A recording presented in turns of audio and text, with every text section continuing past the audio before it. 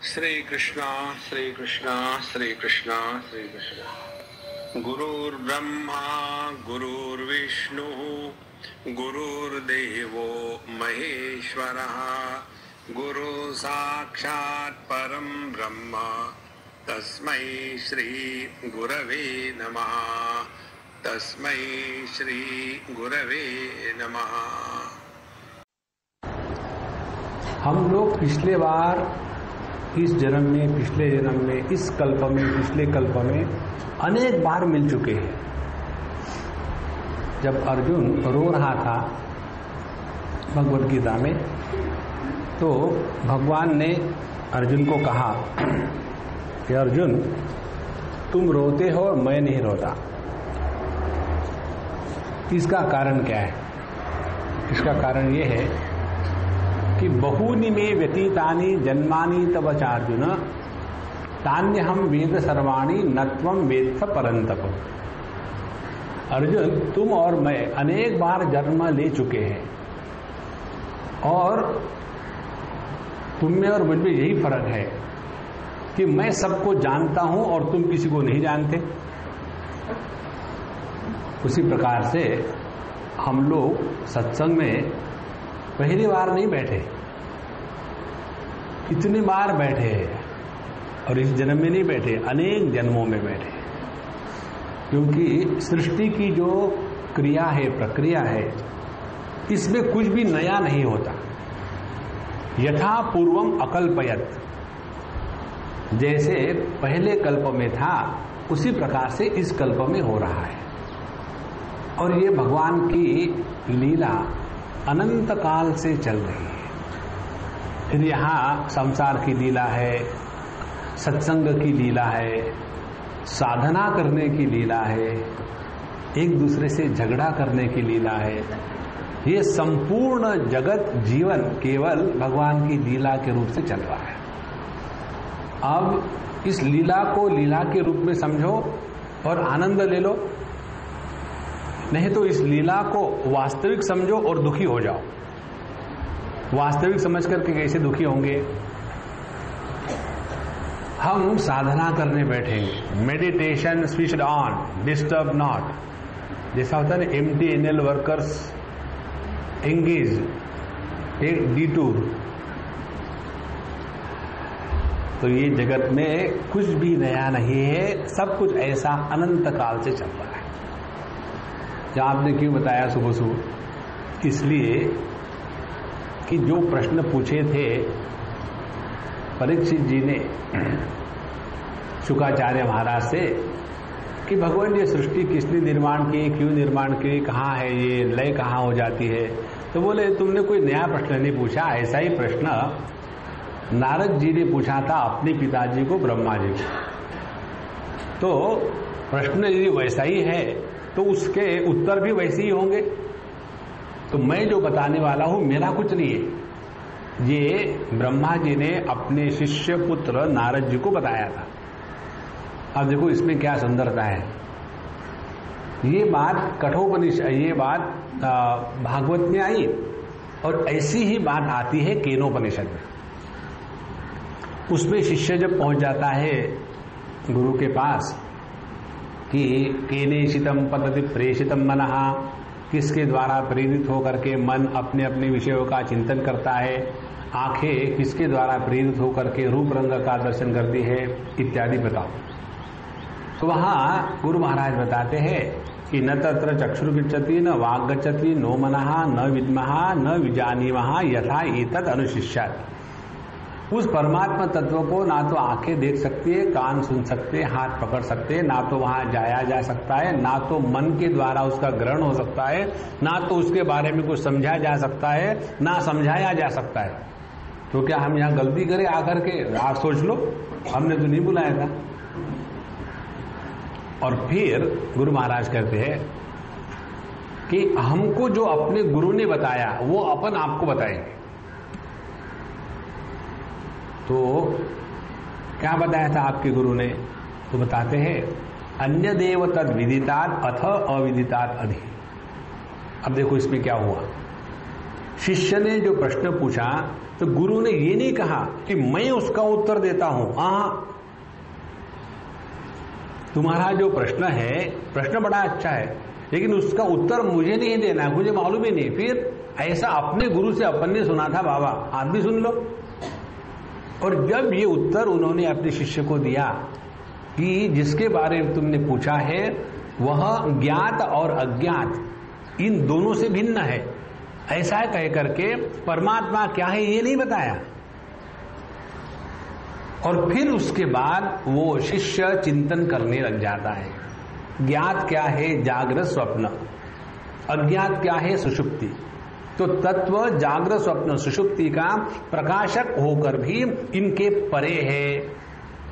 अब इसका जब चिंतन हो जाएगा तो अपने स्वरूप पे पहुंच जाएंगे। इसी प्रकार से यह जो सृष्टि के वर्णन का प्रसंग आता है मेरे शास्त्रों में, उसका तात्पर्य सृष्टि निर्माण हुई, सृष्टि का नाश होने वाला है, इस चक्कर में नहीं है। इसका तात्पर्य है आप सृष्टि के बारे में चिंतन करो और परमात्मा का दर्शन करो। आप जीव के बारे में चिंतन करो और परमात्मा का दर्शन करो। आप ईश्वर के बारे में चिंतन करो और परमात्मा का दर्शन करो। आप कर्म के सिद्धांत का विवेचन करो और परमात्मा का दर्शन करो। आप हंसो और परमात्मा का दर्शन करो। आप रो और परमात्मा का दर्शन करो। तात्पर्य अपने जीवन के सभी कार्यकलापों का, विचार की प्रक्रियाओं का एक ही है कि हम अपने स्वरूप को पहचानते हैं या नहीं। देखो, और ये जो शब्द है ना, भगवान का दर्शन करना, गॉड रियलाइजेशन, ये इतने करप्ट हो गए हैं। करप्ट हो गए माने उसका कोई मतलब ही नहीं निकलता। जैसे अपने राजनीतिक क्षेत्र में शब्द इतने हो गए हैं करप्ट कि उसका कोई मतलब ही नहीं। जैसे जब अपने नेता लोग आकर के भाषण देते हैं, अपने देश के लिए मैं अपनी जान लगाने के लिए तैयार हूं, इसीलिए मैंने सब छोड़ छाड़ करके आपकी सेवा के लिए आ गया हूं, आप मुझे वोट दीजिए। और फिर देखिए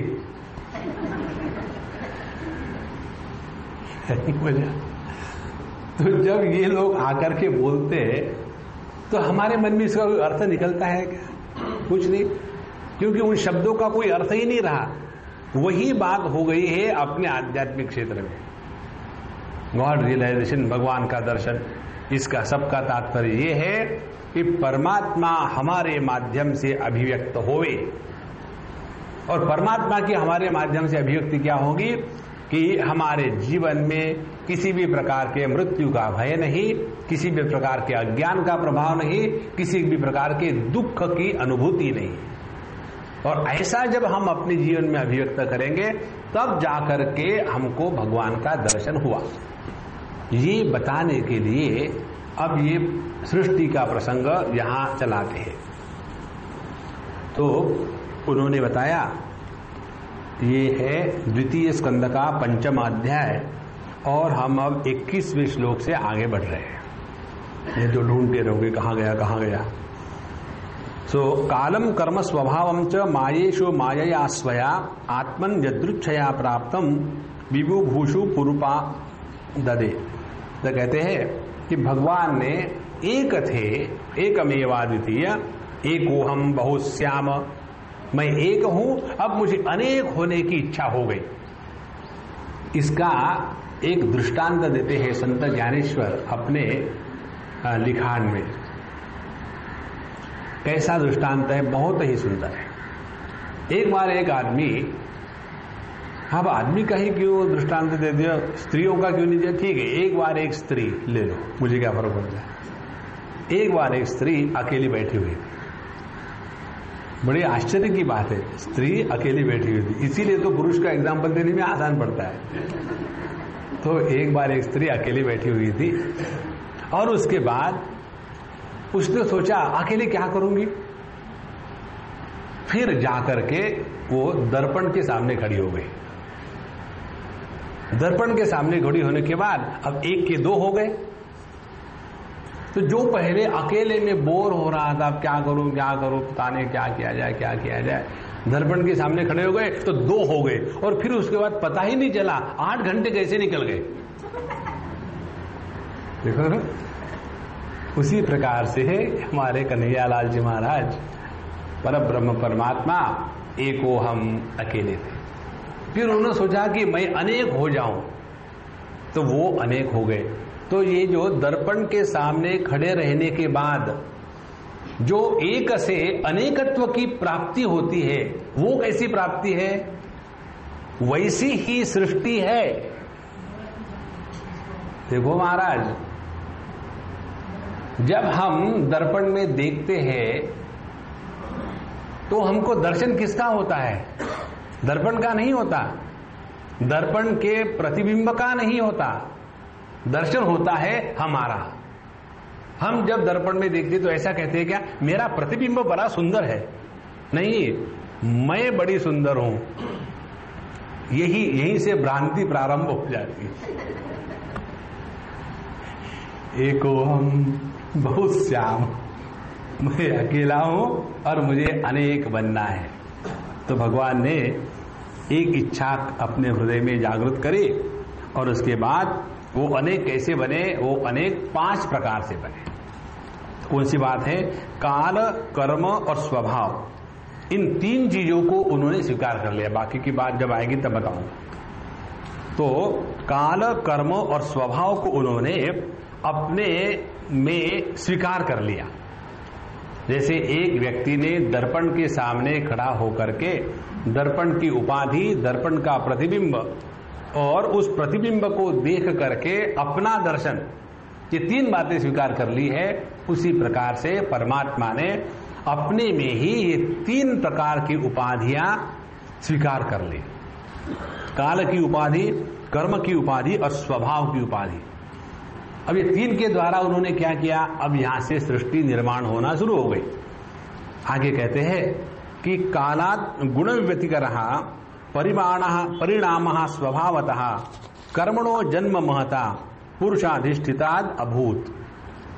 फिर उस परब्रह्म परमात्मा ने इन 3 चीजों को स्वीकार करके फिर उनकी जो शक्ति है, परमात्मा की जो अनंत शक्ति है, इसको वेदांती कहेंगे माया शक्ति, शैव कहेंगे गौरी या पार्वती, भगवान कृष्ण के भक्त कहेंगे राधा, भगवान राम के भक्त कहेंगे सीता, और इसी प्रकार से एक ही है परमात्मा की जो आदि शक्ति है, उसको भगवान ने लेकर के इन 3 गुणों के साथ अब उन्होंने प्रेरणा देना शुरू कर दी।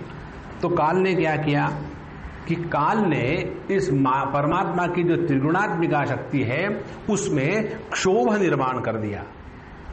क्षोभ का निर्माण करना माने ये जो 3 गुण है, सत्व, रजस, तमस, जब वे साम्यावस्था में रहते हैं तब वो अव्यक्त रहते हैं।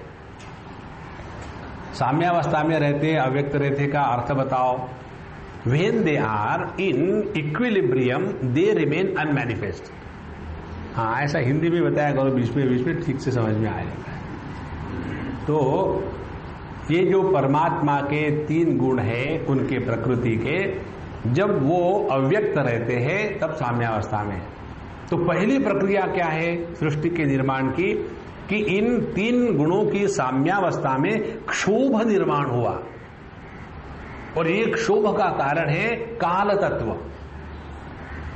तो इस काल के द्वारा यह क्षोभ निर्माण हो गया। अब देखो,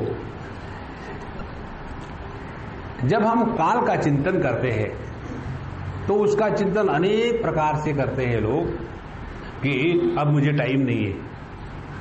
काल का चिंतन माने हमको टाइम नहीं है।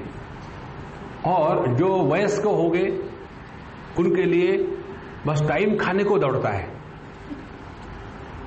और तीसरे प्रकार के लोग होंगे, क्या कर रहे हैं? I am just killing time. Killing time, the time is killing you, you can't kill the time. तो ये काल है क्या? तो हमारे शास्त्र बताते हैं किसी भी वस्तु में जो स्वाभाविक परिवर्तन की शक्ति है उसको कहते हैं काल। जैसे एक बच्चे का देह, तो उस देह में स्वाभाविक परिवर्तन की शक्ति होने के कारण वो देह पहले लंबा बढ़ने लग जाता है, और जब लंबा बढ़ना खत्म हो गया तो फिर चौड़ा बढ़ने लग जाता है, फिर उसमें रोग आते हैं, बुढ़ापा आता है। तो ये कैसे हो रहा है? ये हो रहा है काल के शक्ति के द्वारा प्रेरित होकर के। इसीलिए यह काल इस जगत में किसी को नहीं छोड़ता, क्योंकि प्रत्येक वस्तु में, प्रत्येक व्यक्ति में यह काल का प्रभाव स्वाभाविक है। तो इस काल ने ये परमात्मा की जो त्रिगुणात्मिका शक्ति है उसमें क्षोभ निर्माण कर दिया, उसकी साम्यावस्था को समाप्त कर दिया। आगे बताते हैं, फिर जो उन्होंने दूसरी शक्ति स्वीकार करी थी स्वभाव, तो स्वभाव ने क्या कर दिया, अब ये तीन गुण जब क्षोभित हो गए तो फिर उनमें परिवर्तन लाना शुरू कर दिया। क्या क्या परिवर्तन है आगे जाके आएगा। तो सत्व रजस तमस ये तीन है कारणात्मक, at the level of causation. अब ये जो कारणात्मक तीन गुण है, इनके ऊपर स्वभाव ने प्रभाव डाल करके इनमें परिवर्तन लाना शुरू कर दिया। और इसीलिए जैसे उदाहरण के लिए सत्व गुण का कार्य बना ज्ञान, रजोगुण का कार्य बना क्रिया, तमोगुण का कार्य बना द्रव्य। इस प्रकार से स्वभाव के प्रभाव से तीन गुणों में जो क्षोभित हो गए थे, इन क्षोभित तीन गुणों को उन्होंने अब परिवर्तन करना शुरू कर दिया। और तीसरी जो बात भगवान ने ली थी वो थी कर्म, और इस कर्म के द्वारा महत तत्व का निर्माण हुआ। तो परमात्मा उसकी अनादि काल से उसके साथ भिन्ना भिन्न रूप से, अस्वतंत्र रूप से रहने वाली जो परमात्मा की अव्यक्त नामना परमात्मा शक्ति, भगवान की जो अव्यक्त नाम की परमात्मा शक्ति है, पहली स्थिति वो। तो परमात्मा अपने इस अव्यक्त शक्ति के साथ जब बोला जाता है तब उसको ईश्वर कहते हैं वेदांत की परिभाषा में। अब ये जो ईश्वर की जो अव्यक्त उपाधि है, इस उपाधि में अब परिवर्तन आ गया स्वभाव के कारण, और ये परिवर्तन के कारण अब ये जो अव्यक्त प्रकृति है उस पर अब कर्म का प्रभाव होने लगा।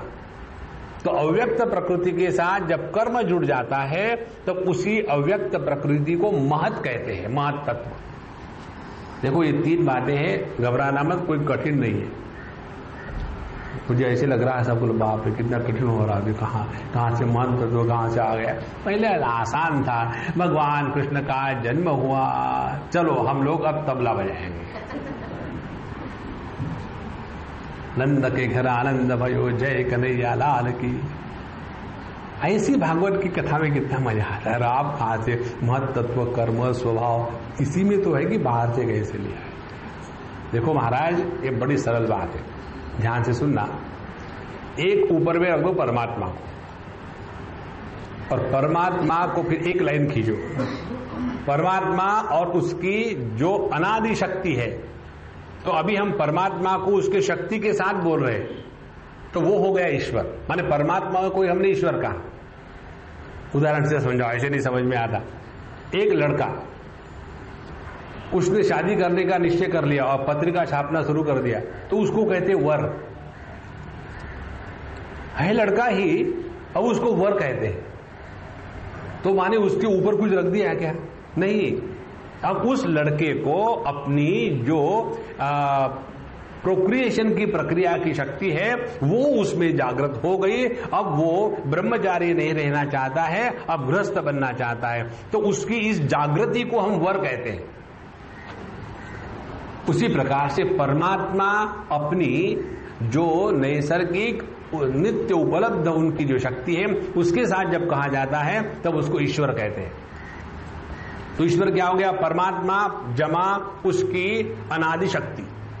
लेकिन अब ये अनादि शक्ति कैसी है? ये अव्यक्त है, अनमैनिफेस्ट है, और इसीलिए ईश्वर तत्व भी अनमैनिफेस्ट होता है, उसमें किसी प्रकार का भेद इत्यादि नहीं है। अब और नेक्स्ट स्टेप आती है, यह जो परमात्मा है इसकी जो अव्यक्त शक्ति जिसको हमने कहा था, अब इस अव्यक्त शक्ति में कर्म के प्रभाव से जो परिवर्तन आना शुरू हो जाता है, तो इस परमात्मा के अव्यक्त शक्ति में कर्म के द्वारा परिवर्तन आने के कारण उस उपाधि की जो स्थिति है उसको कहते हैं महत्तत्व। और इस महत्तत्व के साथ जब परमात्मा को कहा जाता है तब उसको कहते हैं हिरण्यगर्भ। तो परमात्मा, ईश्वर, हिरण्यगर्भ। परमात्मा उपाधि के परे, ईश्वर अपनी अव्यक्त उपाधि के साथ, और हिरण्यगर्भ अपने परमात्मा अपने उस उपाधि के साथ जिसमें अब कर्म का प्रभाव आना शुरू हो गया। इस प्रकार से प्रकृति में या परमात्मा के शक्ति में कर्म के द्वारा जो परिवर्तन आ जाता है उसको कहते हैं, जो परिवर्तित प्रकृति है उसको कहते हैं महत्तत्व। तो इस कर्म ने महत्तत्व को जन्म दे दिया।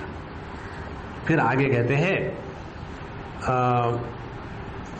तम प्रधानत्व भवतः द्रव्य ज्ञान क्रियात्मक।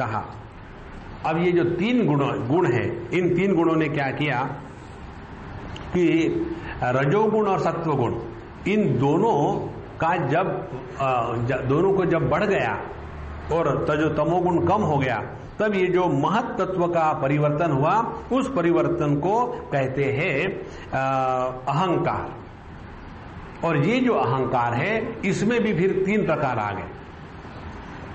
तो प्रकृति, महत्तत्व, और महत्तत्व से अगली जो उपाधि है परमात्मा की वो है अहंकार।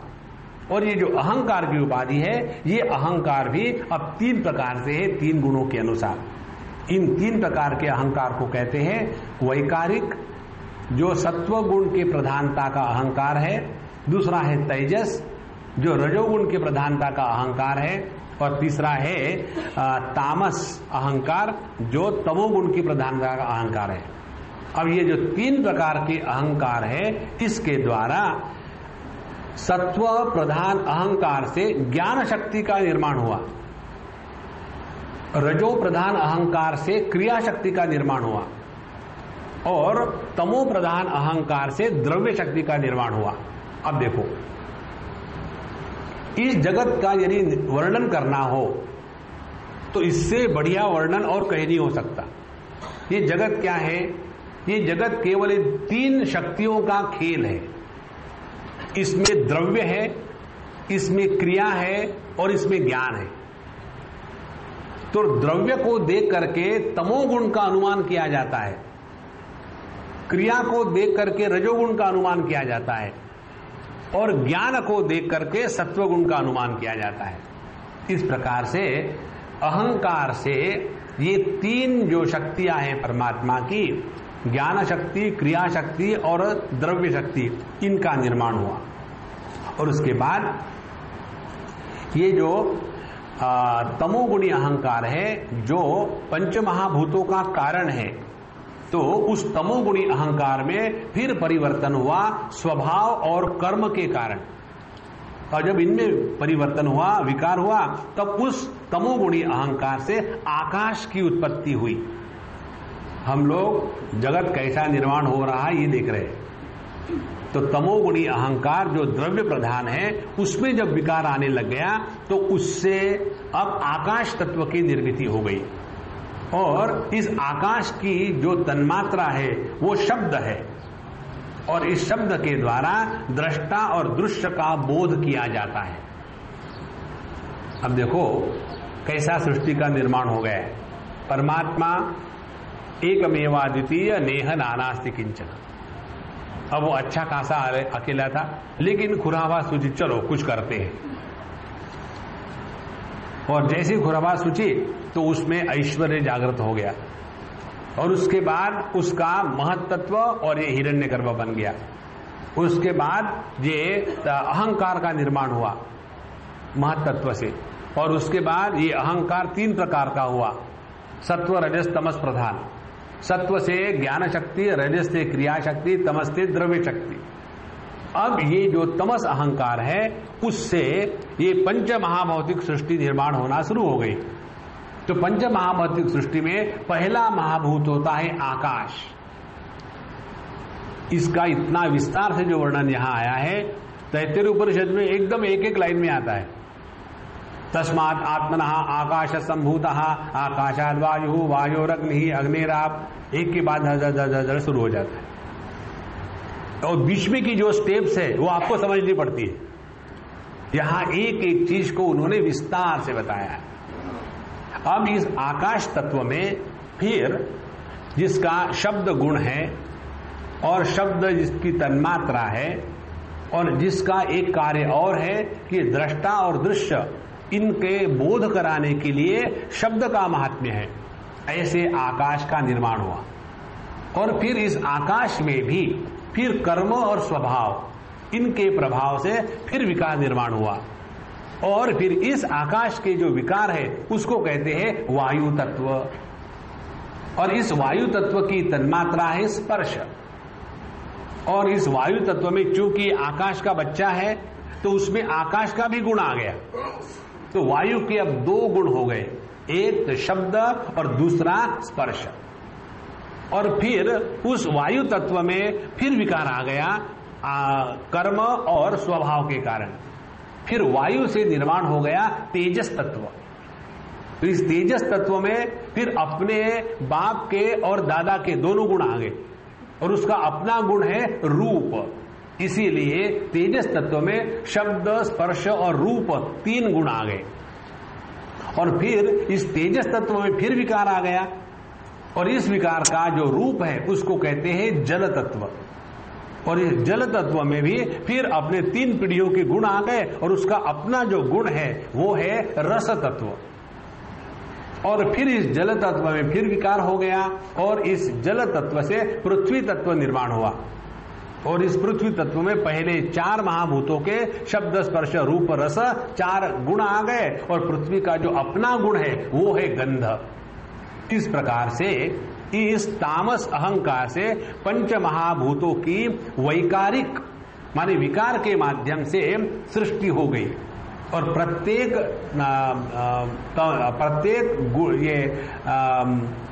प्रत्येक तत्व का शब्द स्पर्श रूप रस गंध ऐसे ऐसे उनके तन्मात्र बन गए। और इस प्रकार से ये पृथ्वी की यहां तक उत्पत्ति हो गई। किसके द्वारा? तामसिक अहंकार के विकार के द्वारा। अब देखो यहां महत्व की बात, जो एक बात बताई दी मैं आपको, काल का क्या स्वभाव है?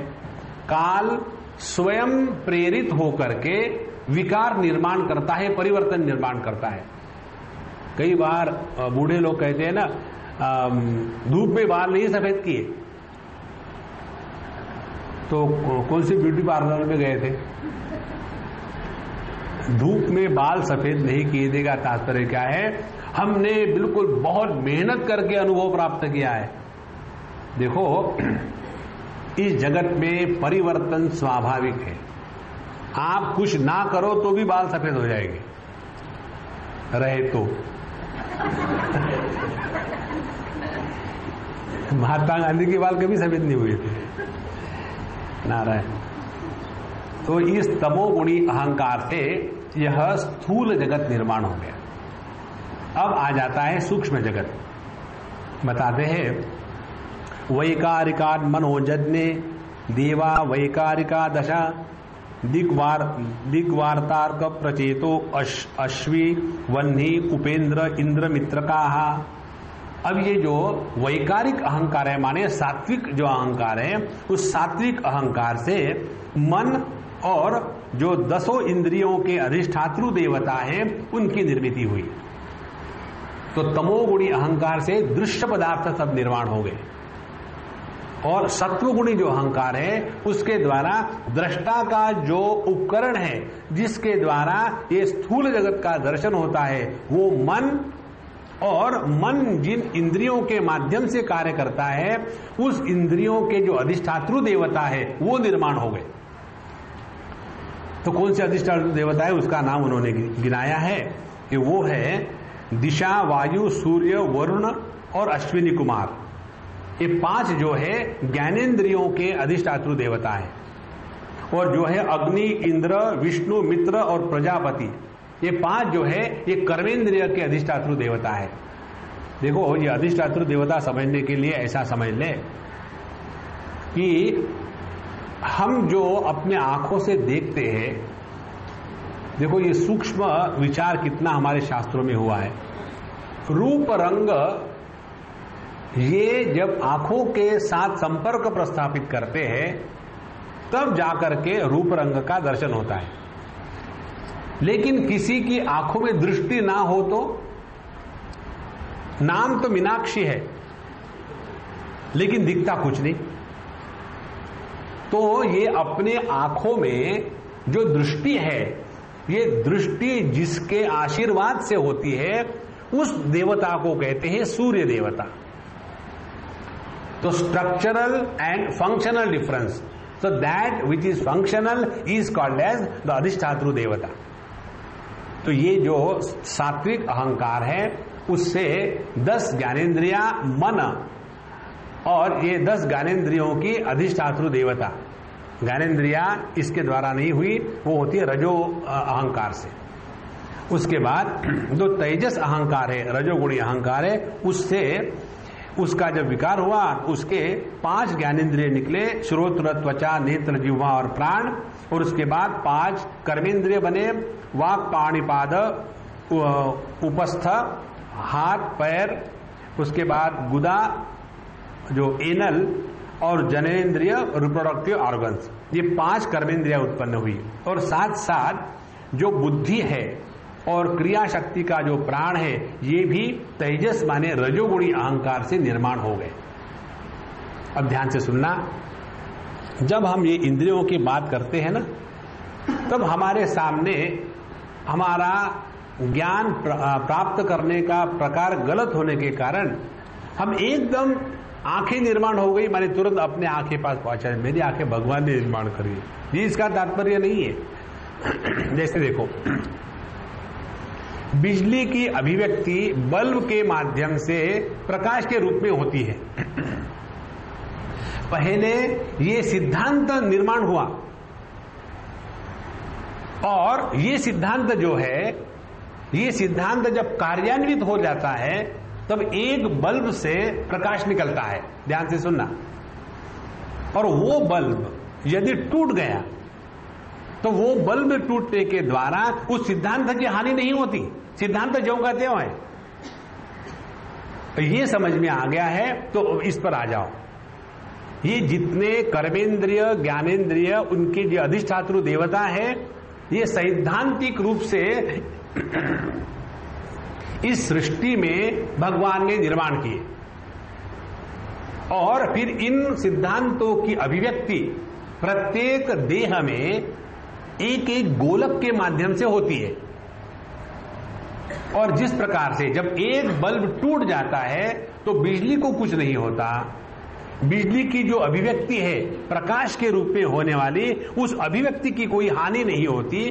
और दूसरे जगह यदि योग्य बल्ब है तो वहां अपने आप प्रकाश आता है। और इसीलिए कहते हैं कि energy is never created and matter is never destroyed. ये सिद्धांत है उसके पीछे। तो यहां तक की जो प्रक्रिया है जगत के सृष्टि के निर्माण की, यहां तक उन्होंने बताया कि ये सात्विक, राजसिक, तामसिक, इस अहंकार से इन प्रिंसिपल्स की, इन तत्वों का निर्माण हुआ। तो इस संपूर्ण जगत में ज्ञानेंद्रिय, कर्मेंद्रिय और उनके विकार सामान्य है। और यदि ऐसा नहीं होता तो कितनी प्रॉब्लम हो जाती। हर एक पेशेंट की एनाटॉमी भिन्न हो। तो एक पेशेंट को ऑपरेशन के लिए लिया, उसके हार्ट का ऑपरेशन करना है, और पिछला पेशेंट का हार्ट छाती में था, इसका देखा तो वहां तो उनको पेट मिला। अरे बाप रे, कहां होगा अब हार्ट? अब ढूंढते रहो खोल खोल के, नहीं। तो ये जो तत्व है वो सामान्य है। इस प्रकार से जो समष्टि सृष्टि है, समष्टि सृष्टि में जो व्यष्टि का परिच्छिन्नता का भाव है वो उसका पूरा अभाव हो गया। इस प्रकार से परमात्मा से जो सृष्टि निर्माण होती है उसमें पहली जो है समष्टि की सृष्टि, ये सब प्रिंसिपल्स, ये तत्व निर्माण हो गए। एक और उदाहरण ले लो, जैसे अपने लोहे में चुंबकत्व की जागृति होना। जब वो लोहा चुंबक के साथ एक विशिष्ट प्रक्रिया से रगड़ता है तब, और जब उस चुंबक को हमने जोर से पटक दिया पत्थर पर, तो उसके अंदर में जो परमाणु एक प्रकार से लाइन से डिसिप्लिन से रखे हुए थे वो बिखर गए। तो तुरंत उनमें से जो चुंबकत्व की शक्ति है वो अभिव्यक्त नहीं होगी। लेकिन इसका ये नहीं अर्थ कि जगत के सभी लोहे से वो चुंबकत्व की शक्ति नष्ट हो गई, फिर उसमें जागृत करो आ जाएगी। इसी प्रकार से ये 5 ज्ञानेन्द्रिय, 5 कर्मेंद्रिय, उनके अधिष्ठातृ देवता, उनके 5 विषय और 5 क्रिया शक्ति के भिन्न प्रकार, ये नित्य निरंतर इस सृष्टि में ऐसा का ऐसा ही रहा है। अब ये यदि हमको समझ में आ जाता है तो हमारी अब समझने की प्रक्रिया बदल जाएगी। जब भगवान कहते हैं कि मैं आंखों के पीछे हूं, तो हमारी समझ क्या है? भगवान मेरे आंखों के पीछे, इसीलिए मुझे जरा भारी भारी लग रहा था सुबह से। तो भगवान आंखों के पीछे है का तात्पर्य है प्रत्येक आंख, फिर वो स्त्री की हो कि पुरुष की हो, पढ़े लिखे की हो कि अनपढ़ की हो, आदमी की हो कि गधे की हो, प्रत्येक आंख के पीछे वही परमात्मा है। उसका अर्थ है सहस्त्र शीर्षा पुरुषः सहस्त्राक्ष सहस्त्रपाद।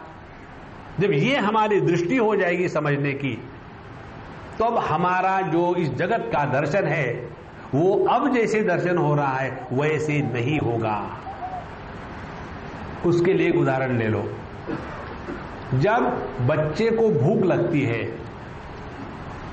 तब मां को जो अनुभूति होती है वो अनुभूति मां ही जान सकती है, क्योंकि बच्चे के भूख के पीछे मां का हृदय है। उसी प्रकार से जहां हमने इस परमात्मा के प्रति हमारे हृदय में अनंत प्रेम जागृत हो गया तो पता चलेगा कि प्रत्येक आंख के पीछे वही परमात्मा है, प्रत्येक हाथ के पीछे वही परमात्मा है, प्रत्येक पैर के पीछे वही परमात्मा है। जैसी जैसी ये हमारी दृष्टि बढ़ती जाएगी वैसे वैसे हमको इस जगत में परमात्मा के सिवा और किसी का दर्शन नहीं होगा। ये कहना है और ये हमको अनुभूत करना है। इसके लिए सृष्टि की प्रक्रिया का वर्णन शास्त्रों में आता है। शास्त्रों के वर्णन का तात्पर्य ये नहीं है कि बिग बैंग थियरी ठीक है कि स्मॉल बैंग थियरी ठीक है, वो उसका तात्पर्य नहीं है। इसीलिए शास्त्रों का अध्ययन करते समय जिस बुद्धि की आवश्यकता होती है और भौतिक जगत के शास्त्रों का अध्ययन करते समय जिस बुद्धि की आवश्यकता होती है, ये दोनों बुद्धियां भिन्न प्रकार की है। भगवान 10वें अध्याय में कहते हैं भगवद गीता के, तेषाम सतत युक्तानाम भजताम प्रीतिपूर्वकम ददामी बुद्धि योगम तम येन माम उपयांति ते। जो मेरे भक्त है, जो नित्य निरंतर मेरा भक्ति भजन कीर्तन करते हैं और इसीलिए सतत युक्ता नाम और नित्य निरंतर मेरे ही साथ वो लगे हुए हैं, ऐसे भक्तों को मैं बुद्धि देता हूं। और भगवान ने जो बुद्धि दी है उसी के द्वारा हमको भगवान के दर्शन प्राप्त होते हैं। और इसीलिए जब तक अपने हृदय में भगवान के प्रति भक्ति जागृत नहीं होगी, हमको इस आध्यात्मिक क्षेत्र में प्रगति कभी नहीं हो सकती। कठोपनिषद की श्रुति कहती है, नैषा तर्केण मतिरापनेया। यह मति, यह बुद्धि जिसके द्वारा हम परमात्मा का दर्शन कर सकते हैं, यह बुद्धि तर्क के द्वारा सिद्ध नहीं होती। तर्क क्या करता है? हर एक चीज कैसी गलत है ये सिद्ध करने का प्रयत्न करता है। और उसमें जब हमारे तर्क के द्वारा किसी दूसरे को हरा दिया तो अभिमान आता है। हाँ देखो, can anybody can stand and before me in logic. और फिर दूसरा सॉलिड लॉजिक वाला आ गया, पहले को हरा दिया। Anyway I will think and give you reply. देखो, तर्क के द्वारा आज तक किसी भी समस्या का समाधान नहीं हुआ है। Logic is not an answer to the problems of life, and where there is love there is no problem in life. इसीलिए ये जो सृष्टि के निर्मिति की प्रक्रिया बताते जा रहे हैं, इसका तात्पर्य है कि हमारे हृदय में भगवान के प्रति प्रेम जागृत हो गए, और यही परमात्मा सभी ज्ञानेन्द्रिय कर्मेंद्रियों के पीछे है। अब इसका भगवद गीता में एक जगह और प्रकार से वर्णन आता है, 5वें अध्याय का अंतिम श्लोक। वहां भगवान बताते हैं कि भोक्तारम यज्ञ तपसाम सर्वभूत महेश्वरम सुहृदम सर्वभूतानाम ज्ञात्वा माम शांति मृच्छति। जो मुझे इस प्रकार से जानता है उसी को शांति प्राप्त होती। किस प्रकार से? 3 उन्होंने प्रकार बताए। भोक्तारम यज्ञ तपसा, जो यज्ञ और तपस्या का भोक्ता है।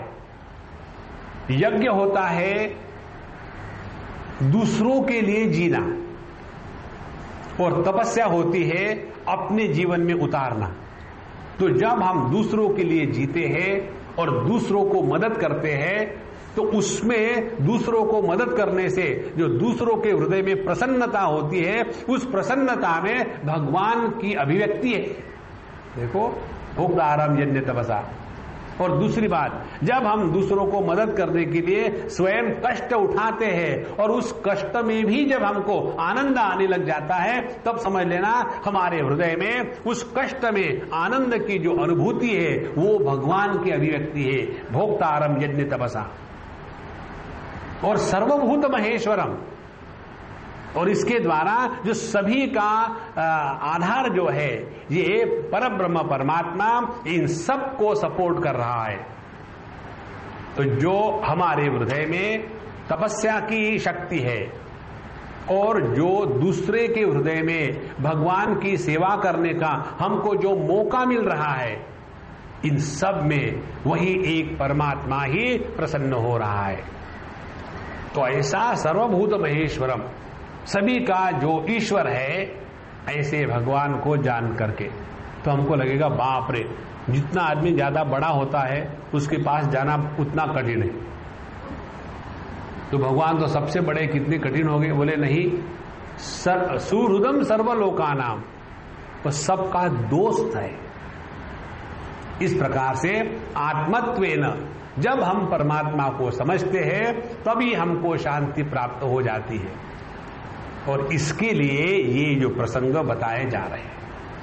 अच्छा महाराज, अब आगे यहां तक के समष्टि का निर्माण हुआ। अभी सृष्टि की क्रिया पूर्ण नहीं हुई।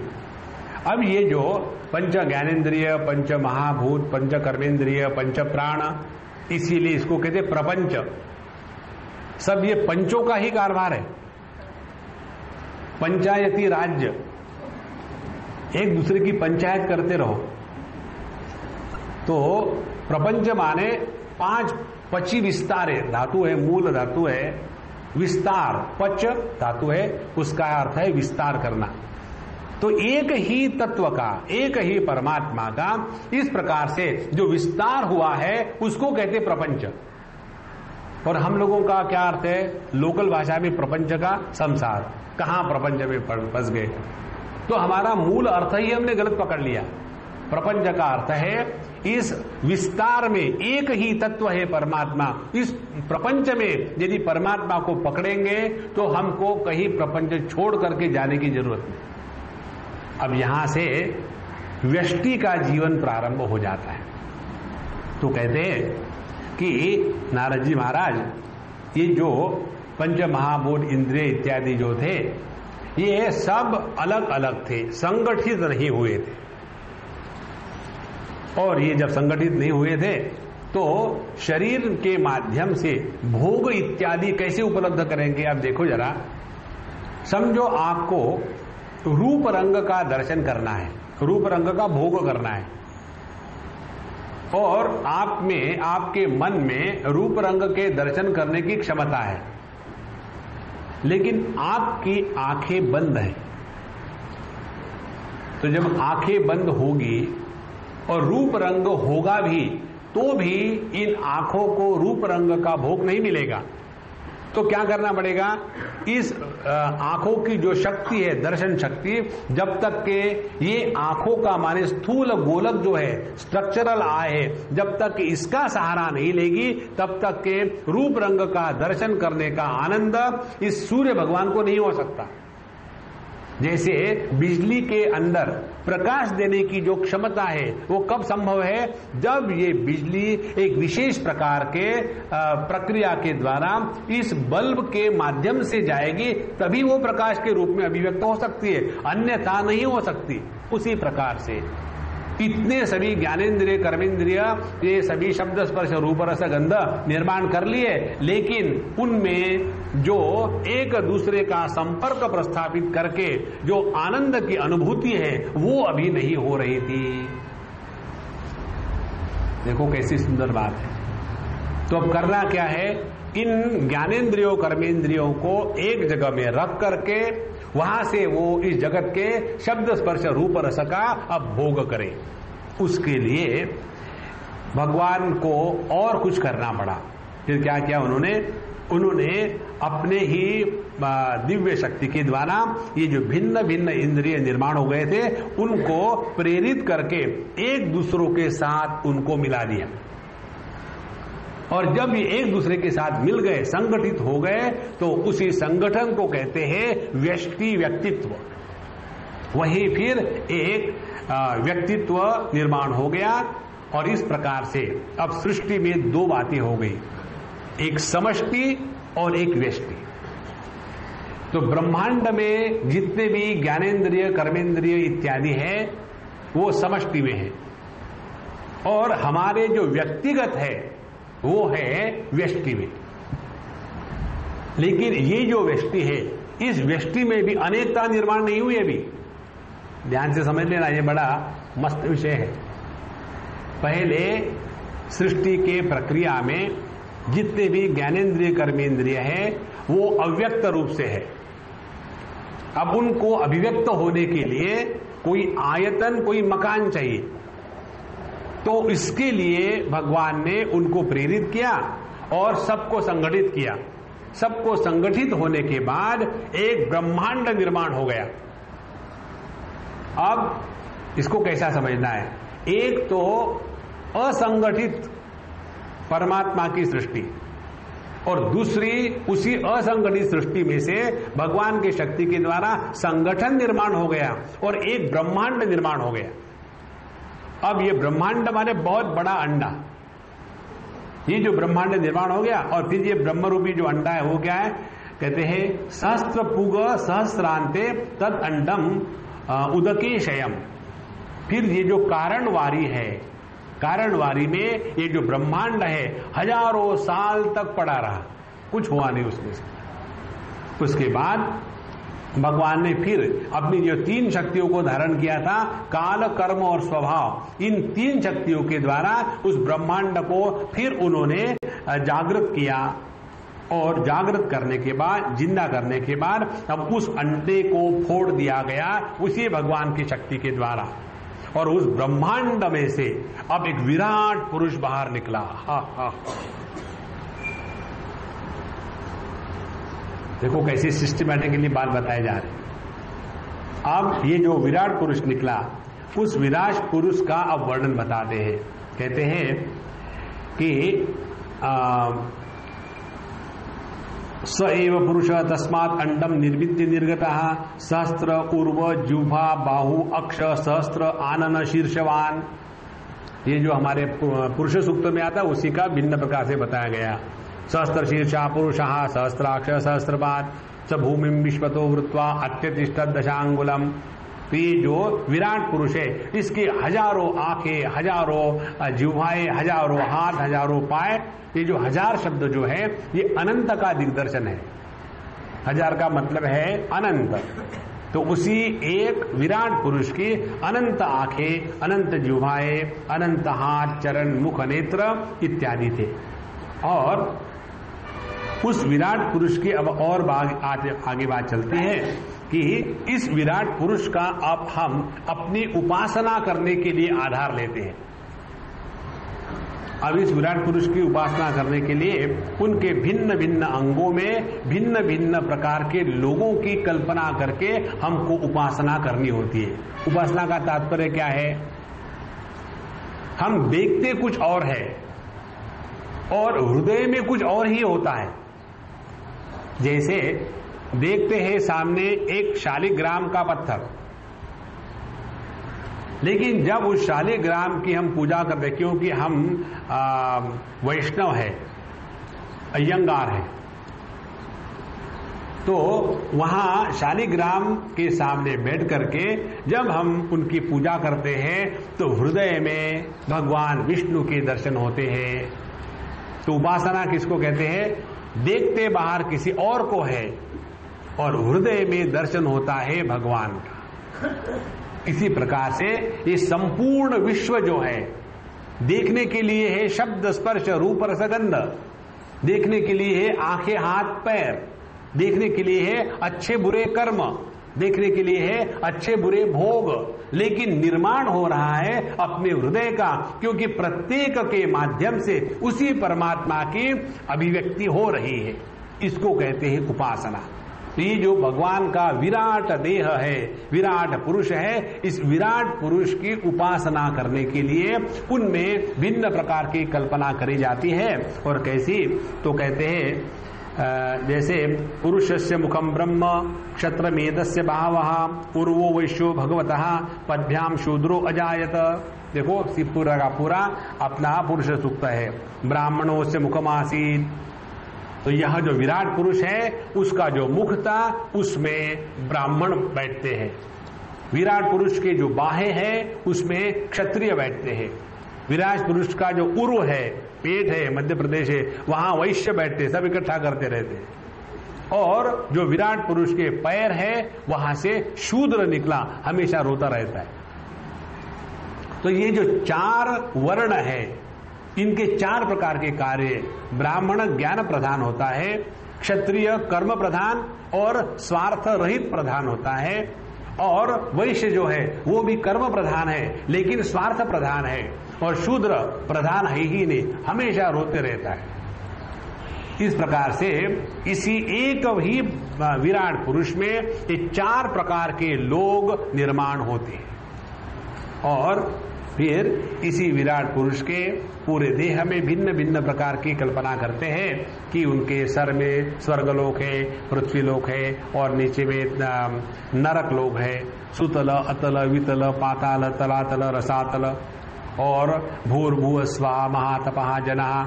ये भगवान के ये विराट देह में भिन्न भिन्न प्रकार के लोगों की कल्पना करी जाती है। और इसका तात्पर्य क्या है?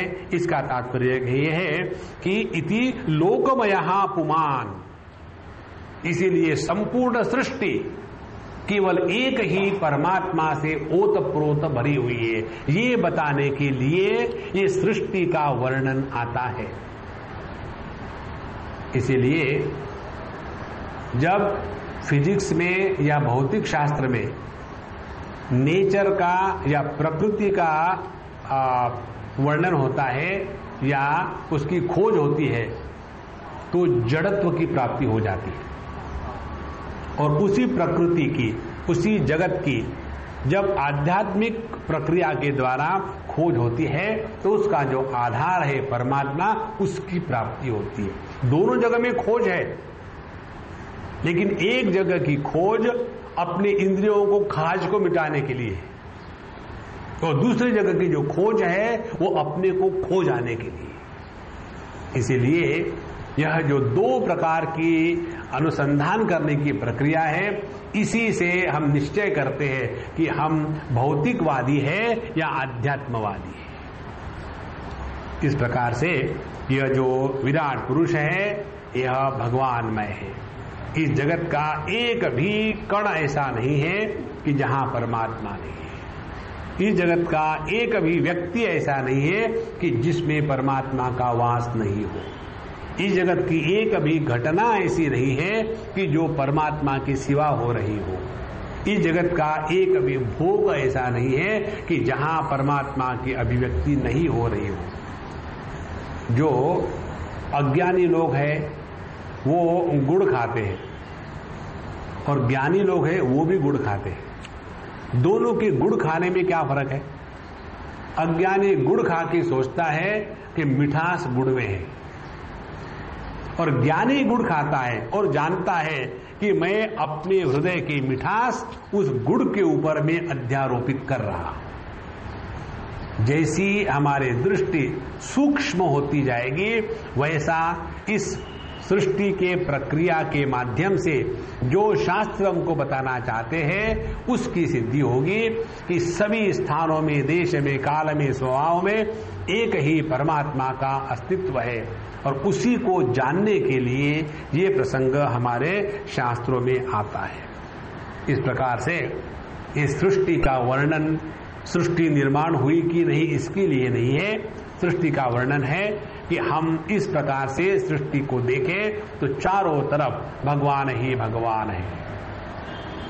इसलिए हमारे शिरडी साईं बाबा की पोथी में एक बात आती है। एक बार उन्होंने किसी को कहा कि देखो, इस जगत में किसी के भी साथ बात करते समय प्रेम से बात करो। किसी के साथ हड़हड़ होकर है जाओ यहां से, नहीं, प्रत्येक में वही भगवान है। यदि हमारी दृष्टि ऐसी सूक्ष्म और एकाग्र हो गई और यदि हमको भगवान के दर्शन करने की प्रक्रिया मालूम हो गई तो हम उसी जगत में रहेंगे, बदलेंगे कुछ नहीं, बदलेगी हमारी दृष्टि।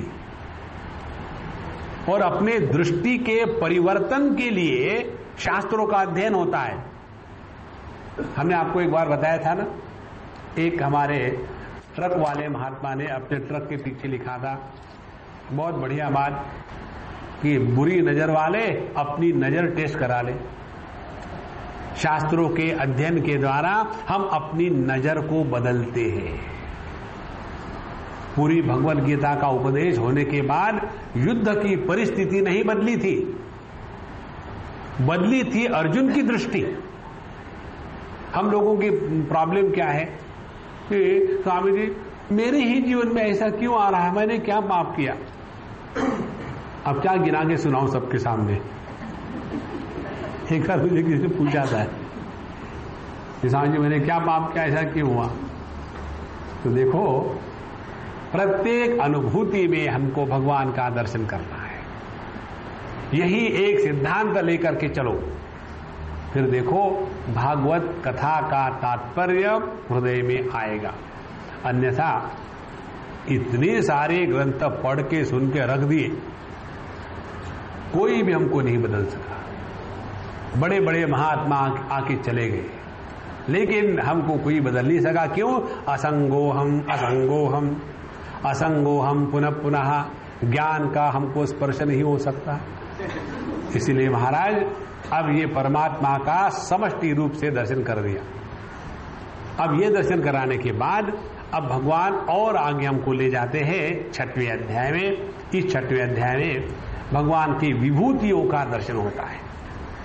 देखो, ये विषय भगवत गीता में भी आता है। 7वें अध्याय में, 9वें अध्याय में जो 2 और बाकी स्थानों पर भी जो भगवान का दर्शन है वो तात्विक रूप से है। जैसे 9वें अध्याय में भगवान कहते हैं कि मया ततमिदं सर्वम जगद अव्यक्त मूर्तिना मस्थानि सर्वभूतानि न चाहम तेष्वस्थितः न च मस्थानि भूतानि पश्य मे योगमैश्वरम। मैं जो अव्यक्त आकारहीन तत्व हूं, इसी ने इस व्यक्त आकार युक्त तत्व का या जगत का आधार के रूप में बैठा हूं। इसीलिए सबका सब जगत मुझ में है, लेकिन मैं उसमें नहीं हूं। और असली बात यह है, ना वो मुझ में है ना मैं उनमें हूं। तात्विक दृष्टि से बताया। और 7वें अध्याय में उन्होंने बताया, रसो हमअप्सु कौन्तेय प्रभास्मि शशि सूर्यो हो। तो जहां जहां तुमको रस का ज्ञान है, समझ लेना मैं वहां हूं। फिर वो रस रसम का हो या आम रस हो या खास रस हो, कोई बात नहीं, हर एक रस में मेरा वास है। ये हो गया तात्विक दृष्टि से भगवान का चिंतन। और फिर जाते हैं भगवान 10वें अध्याय में। ये सबको समझ में नहीं आया तो कोई बात नहीं, जो स्थूल बुद्धि वाले हैं। ये स्थूल बुद्धि से आपको एक बात बताऊं, एक बार हम वृंदावन में थे हमारे स्वामी अखंडानंद जी महाराज के साथ, और वहां उनके पास आकर के सभी लोग बैठते थे, स्वामी जी, वो शांत मस्त रहते थे। एक अम्मा ने उनसे कहा कि स्वामी जी आप तो स्थूल बुद्धि वाले हैं, आपको सब समझ में आ जाता है, हम लोग तो सूक्ष्म बुद्धि वाले, हमको कुछ समझ नहीं। अब बताओ इससे बढ़िया और जो क्या हो सकता है। तो जो स्थूल बुद्धि वाले हैं उनको ये बात नहीं समझ में आएगी कि मैं आकारहीन होकर के सभी आकारों को आधार देता हूं, मैं विकारहीन होकर भी सभी विकारों का समर्थन करता हूं, और मैं अव्यक्त होते हुए भी सभी व्यक्तत्व को सपोर्ट करता हूं। तो हम गड़बड़ा जाते, भगवान कोई बात नहीं, दूसरी ट्राई करो। जहां जहां रस है वहां वहां मैं हूं, रसो हमअप्सु कौन्तेय प्रभास्मि शशि सूर्यो। जहां जहां लाइट दिखता है वहां मैं हूं। वो भी हमको समझ में नहीं आया, क्योंकि हम सूक्ष्म बुद्धि वाले हैं। अब इसके आगे की प्रक्रिया बताते हैं। पेड़ समझते हैं क्या? हाँ, पेड़ समझते हैं। तो जितने दुनिया में पेड़ है उसमें जो अश्वत्थ वृक्ष है वो मैं हूं। फिर ऐसा सरल सरल बताओ ना। और नदियां मालूम है, नदियां मालूम है, जितनी नदियां है उसमें जाह्नवी जो है, गंगा जी जो है, वो मैं हूं। अच्छा, अब समझ में आ गया। ऐसी सिंपल स्पिरिचुअलिटी बताओ। तो पहाड़ मालूम है, हाँ, तो जितने पहाड़ है उसमें जो हिमालय है वो मैं हूं। अब देखो कैसी ज्ञान प्रदान करने की प्रक्रिया है। तो जब हमारी दृष्टि इस जगत के स्थूल वस्तु में फंसी है तो भगवान को हमको उसी स्थूल वस्तुओं में ही अपना दर्शन कराना है। इसीलिए यह जो विभूति का वर्णन आता है, इस विभूति के वर्णन के बाद 10वें अध्याय में भगवान 73 उदाहरण देते हैं। और वो उदाहरण होने के बाद आखिरी में बताते हैं कि अर्जुन, यद यद विभूतिमत सत्वम, जहां जहां तुमको कोई विशेषता दिखेगी, कोई भी विशेषता कहीं भी दिखो, उस विशेषता में तुम मुझे प्राप्त करोगे। इसीलिए ये विभूति का वर्णन हमारा इसलिए दिया गया है कि जिसके द्वारा हम अपने आप को ट्रेनिंग दे दें। अब जिस व्यक्ति को पेड़ दिखने के बाद भगवान की याद आ गई, जिस व्यक्ति को पहाड़ देखने के बाद भगवान की याद आ गई, जिस व्यक्ति को नदी देखने के बाद भगवान की याद आ गई, तो उसने अपने आप को अब ट्रेनिंग देना शुरू कर दिया है। जैसे पहले पहले बच्चों को ये गणित नहीं आता, ABCD नहीं आता, तो उनको ट्रेनिंग दिया जाता है कि 1 banana plus 1 banana is equal to 2 banana. लड़का सोचता है ये 1 को निकाल डालो, बनाना खा जाओ, मजा आएगा। उसका मजा उसी में है। लेकिन जैसे वो धीरे धीरे आगे बढ़ता है, बनाना चला जाता है और फिर उसका काउंटिंग शुरू हो जाता है। उसी प्रकार से पहले हमको ट्रेनिंग दिया जाता है कि स्थूल जगत में भगवान का दर्शन करो। इसीलिए त्वमेव माता च पिता त्वमेव, त्वमेव बंधुश्च सखा त्वमेव। जब हम माँ में भगवान को देखना शुरू करेंगे, पिता में देखना शुरू करेंगे, आचार्य में देखना शुरू करेंगे, तब जाकर के अतिथि माने अननोन में भगवान को देख सकते हैं। ये जब माँ ही में हम भगवान का दर्शन नहीं कर सकते तो अतिथि में कैसा करेंगे? इसीलिए सब ट्रेनिंग की प्रक्रिया है। अब ये ट्रेनिंग की प्रक्रिया 6वें अध्याय से प्रारंभ करते हैं। अब ये जो विराट पुरुष है, इस विराट पुरुष के वाचा वन्यर्मुखम क्षेत्रम छंदसाम सप्त धातवः हव्य कव्यामृतान्नानाम जिह्वा सर्वरसस्य च। तो विराट पुरुष का जो मुख था, अब विराट पुरुष का एक ही मुख है, भव्य दिव्य मुख। उसमें से जो वाणी और उसकी जो अधिष्ठातृ देवता है अग्नि, ये उत्पन्न हुए। तो माने परमात्मा से पहले अव्यक्त रूप में जो संपूर्ण सृष्टि निर्माण हुई, उसको संगठित करके विराट पुरुष निर्माण हुआ। अब इस विराट पुरुष से जो हमारी व्यक्तिगत वाणी इत्यादि है, वो सभी के सभी ज्ञानेन्द्रिय कर्मेंद्रिय उत्पन्न हुए। तो उस विराट पुरुष से, पुरुष के मुख से वाणी उत्पन्न हुई, उसके अधिष्ठातृ देवता अग्नि और सातों जो छंद है यहाँ दी है, गायत्री, त्रिष्टुप, अनुष्टुप, उष्णिक, बृहति, पंक्ति और जगति, ये 7 छंद निर्माण हुए। और इसी प्रकार से जो भिन्न भिन्न हमारे इंद्रिय है, वो इस विराट पुरुष के इंद्रियों से ही निर्माण हो गए।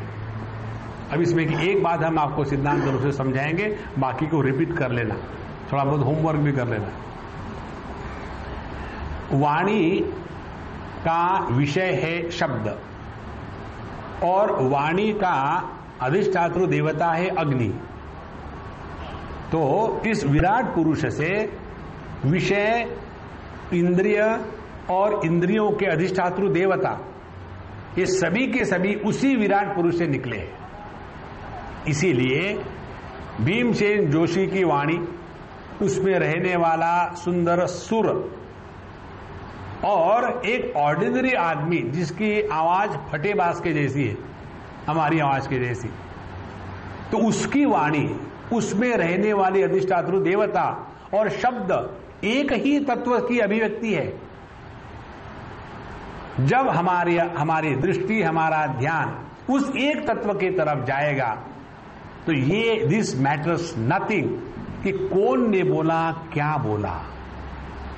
कोई भी यदि बोल सकता है तो इसीलिए कि उसके पीछे परमात्मा है। यदि हमारा ध्यान उस परमात्मा की तरफ गया तो किसी ने हमारा मान किया, अपमान किया, इसका कोई मतलब नहीं रहता। इसी प्रकार से उसी एक विराट पुरुष से उनके फिर जिह्वा निर्माण हो गई, जिसके द्वारा हम रस का ज्ञान कर सकते हैं। अधिष्ठातृ देवता जो वरुण है वो निर्माण हो गए इस प्रकार से। फिर उनके नाकों से भगवान का जो नाक था विराट पुरुष का, उसी नासा छिद्रों से प्राण, अपान, उदान, व्यान, समान, ये 5 वायु, उसी प्रकार से घ्राणेन्द्रिय और उसके अधिष्ठातृ देवता अश्विनी कुमार और सभी के सभी गंध निर्माण हो गए। तात्पर्य क्या है? एक ही परमात्मा की दृश्य, दृष्टा और दर्शन, ये त्रिपुटी के रूप में इनका विस्तार हो गया।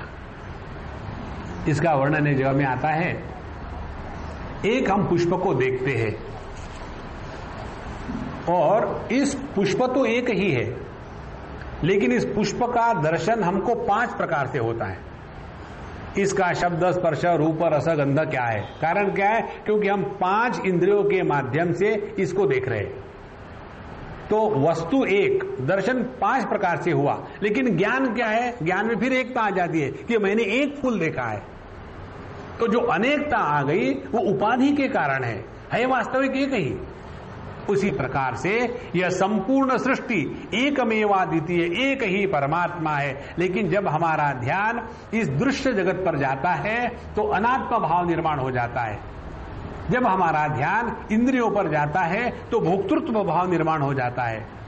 और जब हमारा ध्यान ये भोक्ता और भोग्य इनके परे चला जाता है तो जो भोक्ता भोग्य रहित भोग है वही परमात्मा का असली स्वरूप है और वही भगवान के सृष्टि में रहने का एकमात्र तरीका है जहां पाप पुण्य की निर्मिति नहीं होती।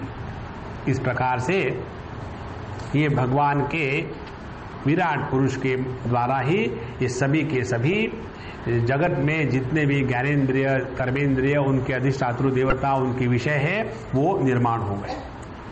जैसे 5वें श्लोक में बताते हैं कि केशश्मश्रु नखान्यस्य शिलालोहाभ्रविद्युताम बाहवो लोकपालानाम प्रायशः क्षेम कर्मणाम।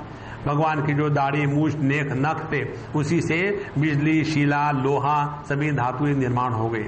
फिर उनकी जो चलना फिरना है उसी से ये 3 लोग निर्माण हो गए, भूर्भुवः स्वहा।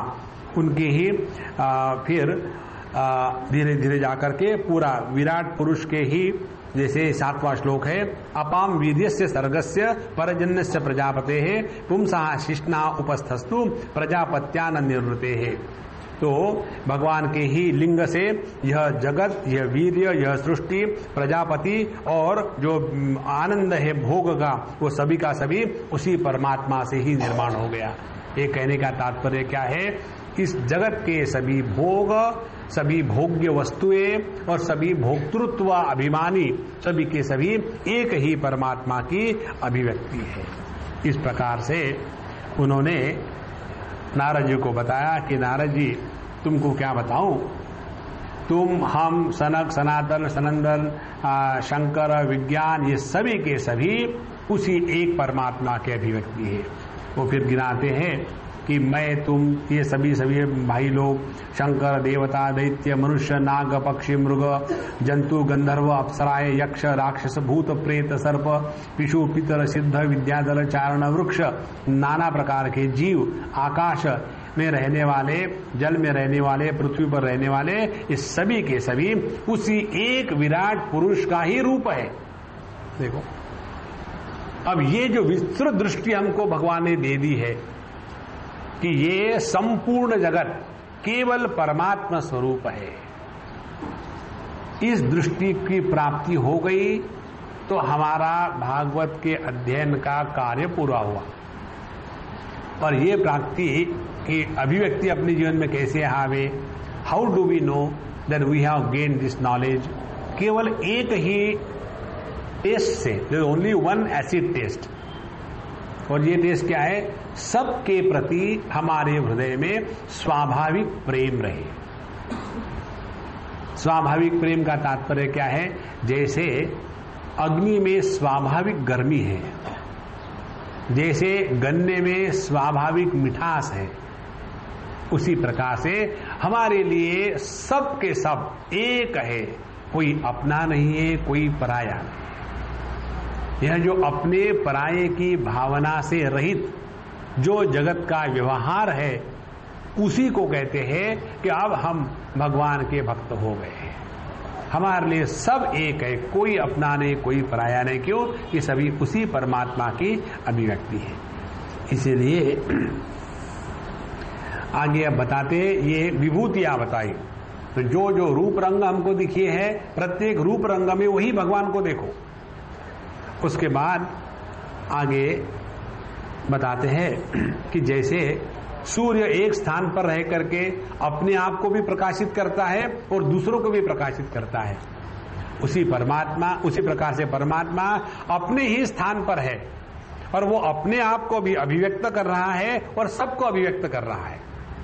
इस प्रकार से इस परब्रह्म परमात्मा जिसको इन्होंने जान लिया है वही मोक्ष के अधिकारी है। तो ये इस जगत में जो भी कुछ बन रहा है वो भगवान की इच्छा से है। वही अपनी इच्छा से ही हमको मोक्ष प्रदान करते हैं, अपनी इच्छा के द्वारा कुछ नहीं होता। और यह जो भगवान है उन्हीं के अंश मात्र में ये संपूर्ण जगत निवास करता है। इसीलिए अब ये जगत में जो भिन्न भिन्न स्थान है, आश्रम है, इसमें भगवान का दर्शन हमको करा रहे। कहते हैं कि पादस्त्रयो बहिश्चासन्न प्रजानाम यह आश्रमाः। 4 प्रकार के आश्रम है, ब्रह्मचारी, गृहस्थ, वानप्रस्थ, सन्यासी। ये जो 4 आश्रम है ये भी भगवान में है। कौन से आश्रम है? ये जो ब्रह्मचारी है ये जनलोक है, और जो वानप्रस्थ है वो तपलोक है, और सन्यासी जो है वो है सत्यलोक। ये 3 जो आश्रम है, ब्रह्मचारी आश्रम, वानप्रस्थ आश्रम और सन्यासी आश्रम, ये अनुक्रम से जनलोक, तपलोक और सत्यलोक है। इसीलिए ब्रह्मचारी आश्रम में हम अध्ययन करें और वानप्रस्थ आश्रम में हम जीवन तपस्या में जिए, तपस्या का तात्पर्य क्या है? किसी से कोई सेवा नहीं लेनी। एक ही तपस्या सबसे बड़ी तपस्या है। किसी से कोई सेवा लेनी नहीं, भले सेवक उपलब्ध हो। और जो सन्यासी का आश्रम है उसके लिए सत्य की सेवा और किसी के साथ अपने को रखना नहीं है। उसके बाद ऐसे जो लोग हैं कि जो तीनों नहीं है, ब्रह्मचारी नहीं है, वानप्रस्थ नहीं, सन्यासी नहीं, फिर कौन है? वो है गृहस्थ। और गृहस्थ कौन है? तो जिन्होंने अपने आप को इस संसार में लगा दिया है, उनके रहने के लिए भूर्भुव और स्वर्ग, इन 3 प्रकार के लोग हैं। और यही लोग इन 3 लोगों में जाते आते रहते हैं। और इस प्रकार से मार्ग शास्त्र में 2 प्रकार के मार्ग बताए। श्रुति विचक्रमे विश्वं शासना नशने उभे यद अविद्या यच विद्या च पुरुषा उभयाश्रया। इस जगत में 2 मार्ग बताए हैं, अविद्या का और विद्या का। ये प्रसंग फिर आ जाता है अपने ईशावास्य उपनिषद में। और अविद्या का मार्ग है कर्म का मार्ग और विद्या का मार्ग है उपासना का मार्ग। और ये दोनों के दोनों मार्ग भगवान से ही प्रेरित है। और इन दोनों का आश्रय लेकर के यदि हम अपने मन की कामनाओं को पूरा करने के लिए साधना करेंगे तो दक्षिण मार्ग से हम परिच्छिन्न क्षेत्र में जाएंगे, रिलेटिव वर्ल्ड में जाएंगे। और यदि हमने अपने निष्काम भावना से साधना करी है तो उत्तरायण से प्रकाशक से मार्ग से होकर के जहां विराट भगवान रहते हैं उसमें जाकर के एक हो जाएंगे। और इस प्रकार से ये जो 2 मार्ग शास्त्रों में बताया है, सकाम उपासना सकाम कर्म और निष्काम उपासना निष्काम कर्म, इसके द्वारा हम रिलेटिव एग्जिस्टेंस या एब्सोल्यूट एग्जिस्टेंस में पहुंच जाते हैं।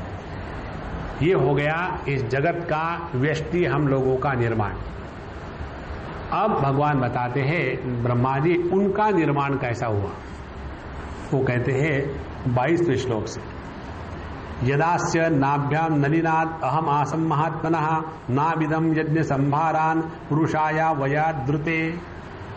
तो ये जो विराट पुरुष था उसी के नाभि कमल से, नाभि से कमल निकला और उस कमल में मेरा जन्म हुआ।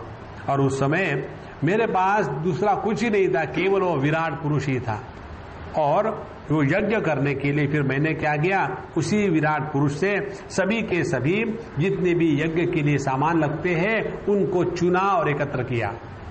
अब यही वर्णन भगवद गीता के 9वें अध्याय में आता है, जहां कहते हैं अहम क्रतुहु अहम यज्ञः स्वदाहम अहम औषधम मंत्रोहम अहम एवाजम अहम अग्नि अहम हुतम। ये जो यज्ञ कर्म है उसके लिए जितनी भी बातें लगती है, अग्नि, घी, यज्ञ करने वाला, यजमान, मंत्र, अनेक प्रकार की दक्षिणाएं, इस सभी का सभी एक ही परमात्मा का रूप है, नाम केवल भिन्न है। ये बात उन्होंने इस प्रकार से बताई कि ब्रह्मा जी कहते कि जब मैं भगवान के नाभि कमल से उत्पन्न हुआ तो मैंने देखा कि भगवान के सिवा कुछ नहीं है। तो मैंने उन्हीं के अंगों से ये सब भिन्न प्रकार की जो वस्तुएं जिसके द्वारा यज्ञ सिद्ध होता है, कौन सी वस्तुएं हैं, कहते हैं जौ, चावल, औषधि, घृत, स्नेह पदार्थ और रस, लोहा, मिट्टी, जल और 4 वेद, यज्ञों के नाम, मंत्र, दक्षिणा, व्रत, देवताओं के नाम, ग्रंथ, संकल्प, तंत्र, गति, मति, श्रद्धा, प्रायश्चित, समर्पण, ये सभी के सभी बातें जिनके द्वारा यज्ञ संपन्न होता है हमने उसी एक विराट पुरुष से ही प्राप्त की। और इसी विराट पुरुष से ही सामग्री प्राप्त करके फिर मैंने उनको संग्रहित करके यज्ञ किया, उसको भगवान को प्रसन्न करने के लिए यज्ञ किया। और फिर जो तुम्हारे अभी 28वें श्लोक में आता है, ततः उसके पश्चात भ्रातर इमे प्रजानाम पतयो नव अजयन व्यक्तम अव्यक्तम पुरुषम सुसमाहिता। उसके इस यज्ञ मेरा करने के बाद तुम और तुम्हारे जो 9 भाई है वो सभी के सभी निर्माण हो गए। और फिर तुमको निर्माण करने के बाद तुम लोगों ने उस भगवान की आराधना की अपने हृदय में ध्यान के रूप में। देखो, भगवान के ब्रह्मा जी के जो पुत्र है सनक, सनातन इत्यादि, या जो सप्तर्षि है, इन्होंने भगवान की यज्ञ की आराधना करी अपने हृदय में परमात्मा का चिंतन करके, क्योंकि जीव जो है वो अंतःकरण प्रधान होता है। तो हम अपने हृदय में भगवान का नित्य निरंतर ध्यान इत्यादि करते रहे। इसीलिए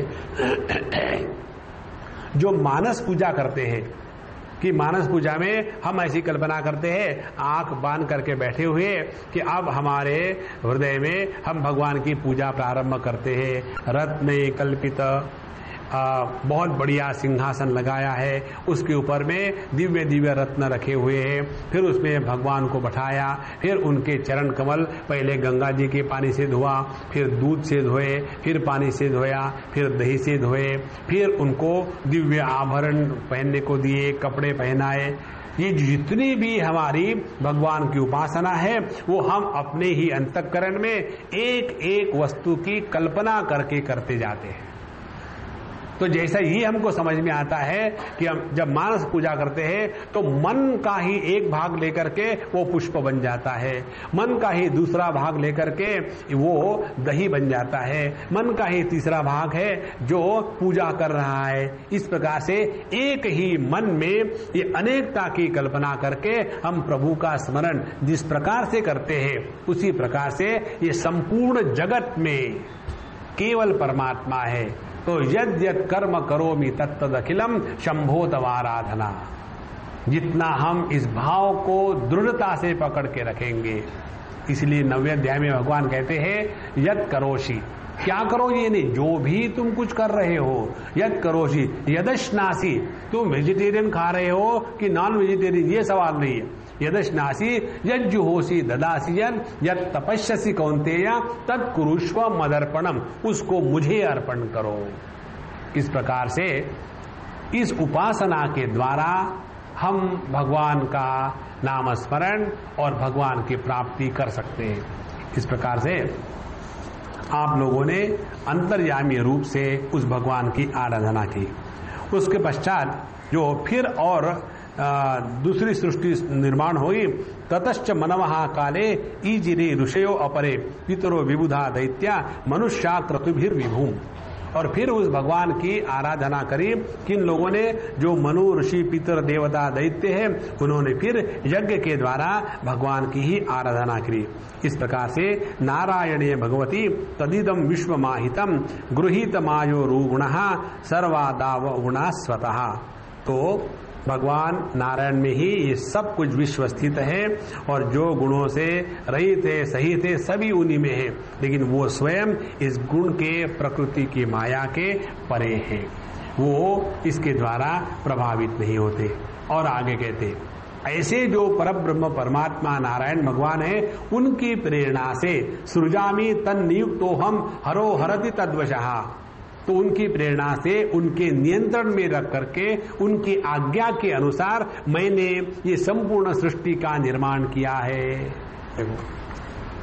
इस प्रकार से उनको पूछा, आगे जाकर के पूछेंगे, पूछा था कि आपके कौन भगवान है, आप सबके स्वामी हैं, इसलिए तो कहते हैं विश्वम पुरुष रूपेण परित्रात्री शक्ति धृक। 3 प्रकार के शक्तियों के द्वारा इस जगत का संचालन होता है।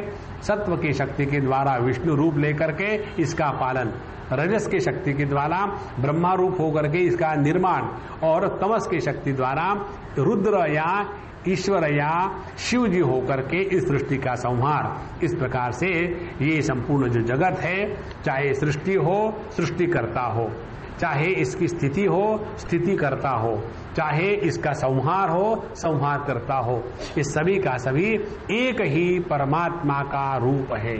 इसमें जगत में भगवान के सिवा कुछ नहीं है।